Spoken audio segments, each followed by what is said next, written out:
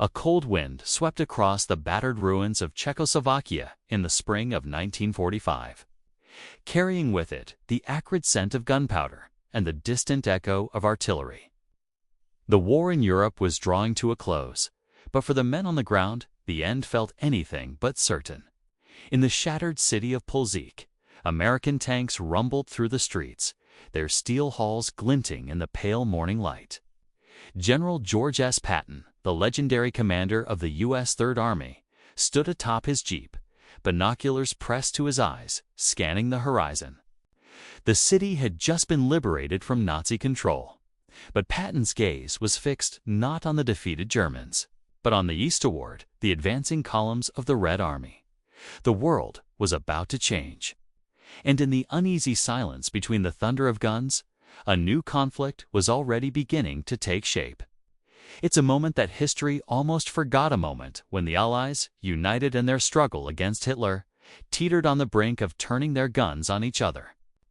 The story of Patton and the Soviet generals, of secret pacts and near misses, is a tale of ambition, suspicion, and the razor-thin line between peace and war.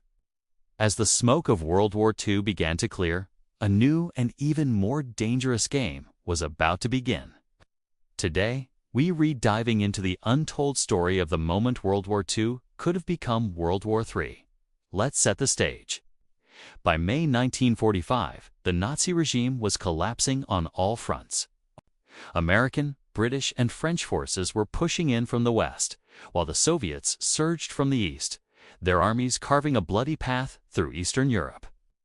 The Yalta Conference had already drawn the lines of post-war Europe, but on the ground, those lines were anything but clear. In the chaos of liberation, soldiers and commanders found themselves face to face with their supposed allies, uncertain whether to shake hands or reach for their sidearms. General Patton, known as Old Blood and Guts, was a man of action, a warrior who believed in striking hard and fast. He had little patience for politics or diplomacy, and even less for the Soviets, whom he regarded with deep suspicion. "We defeated the wrong enemy," he would later confide to his staff, his voice tinged with frustration and regret. Patton saw the Red Army not as liberators, but as occupiers in iron fist that would soon close around the throat of Europe. He had seen the brutality of the war, but he was also looking ahead, and what he saw worried him deeply. He believed that allowing the Soviet Union to control Eastern Europe was simply trading one form of tyranny for another. On the other side, Soviet generals like Ivan Konev and Georgy Zhukov were equally wary. They had fought their way from Stalingrad to Berlin, losing millions of men in the process. Their country had been devastated, and they were determined to create a buffer zone of friendly states to protect themselves from future invasions from the West. As they stood on the banks of the Elbe and Vltava rivers, they were not just celebrating victory. They were securing the fruits of that victory for the Soviet Union. They had their own vision for the future of Europe, one that did not include American tanks rolling eastward. Every mile of land they controlled was a mile of security, a testament to the sacrifices of their people. The tension was palpable. In the days following the liberation of Plzen, American and Soviet patrols eyed each other warily across hastily erected checkpoints. There were handshakes and forced smiles for the cameras, official toasts with vodka and whiskey, but behind closed doors, the mood was far less cordial. Patton's officers reported strange movements in the Soviet line's columns of tanks massing just out of sight, artillery pieces being repositioned under cover of darkness. Were these defensive maneuvers or preparations for an attack? Rumors swirled of secret orders and coded messages of plans being drawn up for a new offensive not against the Germans, but against each other. It was in this charged atmosphere that the so-called secret pact was born. The details remain shrouded in mystery, and it's one of history's great what-ifs. The outlines, however, are clear enough. Patton, frustrated by orders from his superiors to halt his advance and cede territory to the Soviets, began to explore the possibility of pushing eastward. He believed his Third Army, a hardened and experienced fighting force, could drive the Red Army back and secure all of Czechoslovakia for the West. He wasn't just thinking about Czechoslovakia. He was considering a push all the way to Poland to redraw the map of Europe before the ink from the Yalta Agreement could dry.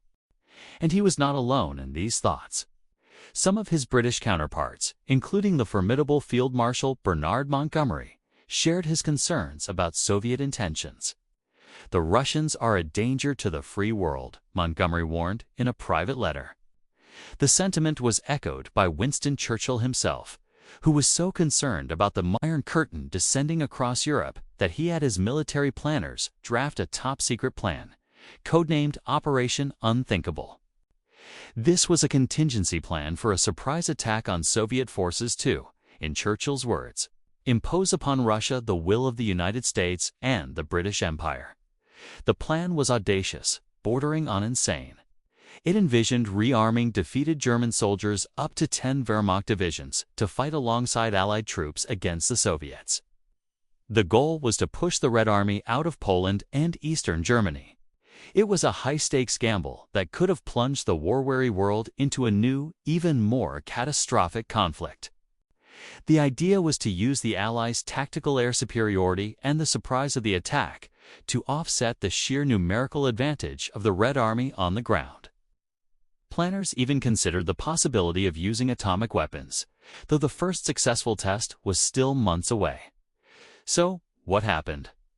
Why didn't Patton's tanks roll on to Prague and beyond? Why didn't Operation Unthinkable become a reality? The answer lies in a complex mix of military reality, political calculation, and sheer exhaustion. The British Chiefs of Staff studied Operation Unthinkable and concluded it was a military non-starter. The Soviet Union had over 4 million soldiers in Europe, vastly outnumbering the Allied forces. An attack would have led to a prolonged and costly war, one the public in Britain and America would never support. The soldiers who had just celebrated victory in Europe had no desire to start a new war against a former ally. They wanted to go home. Meanwhile, Patton's superiors, including General Dwight D. Eisenhower and President Harry Truman, were focused on finishing the war with Japan and establishing a stable post-war order. They saw Patton's aggressive stance as a dangerous liability. Orders from the highest levels were clear: hold the line, avoid provoking the Soviets, and adhere to the agreements made at Yalta. Patton was a brilliant field commander, but his political instincts were seen as reckless. Eisenhower had to personally and repeatedly rein him in, reminding him that he was a soldier, not a statesman. The moment of crisis passed. The checkpoints remained, but the guns stayed silent. American forces eventually withdrew from Czechoslovakia, ceding the territory to Soviet influence as agreed. The lines of the Cold War were drawn not in a dramatic final battle, but in a series of tense standoffs, political negotiations, and quiet withdrawals.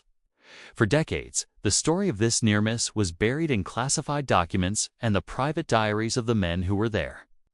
It serves as a chilling reminder of how close the world came to a completely different, and potentially much darker, future. Patton never accepted the outcome.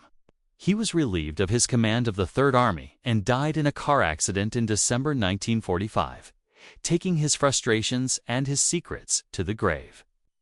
The Iron Curtain he had feared fell across Europe, and the uneasy alliance of World War II gave way to the 40-year chill of the Cold War. The standoff in Czechoslovakia was the prologue, the first tense chapter in a long and dangerous ideological struggle that would define the second half of the 20th century. It's a story of what could have been, a testament to the fragile nature of peace, and a lesson in how the end of one war can be the beginning of another. Thanks for watching. This is one of those incredible stories from history that shows how quickly alliances can shift. If you found this fascinating, hit that like button and subscribe for more deep dives into the stories you thought you knew. Let me know in the comments what you think. Was Patton right, or was he a dangerous warmonger? We'll see you in the next one.